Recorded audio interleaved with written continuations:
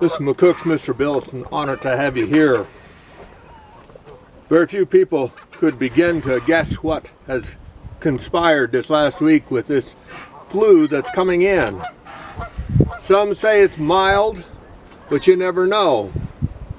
In 1918, the first flu that went through was pretty mild, but the second one, it killed an awful lot of people in this whole world, I'm here to tell you.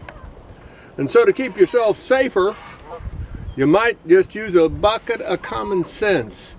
And if you look back in history, way before the Dark Ages, whether you were rich or poor, quite often you wore gloves. I said just basic gloves. The poor used rags, if nothing else, to keep their hands covered. Oh yeah, from infection, from a scratch or what have you, but also diseases, absolutely. And of course, not just then, the old cowboys, they always wore leather gloves. I said leather gloves.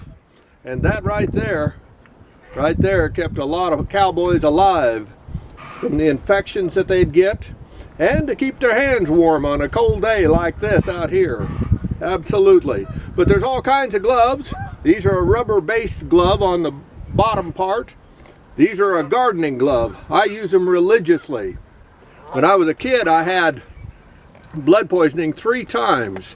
In fact, they said you'll be lucky to live to see 30 because of the weakness each time the blood poisoning that you get it weakens the immune system, they said.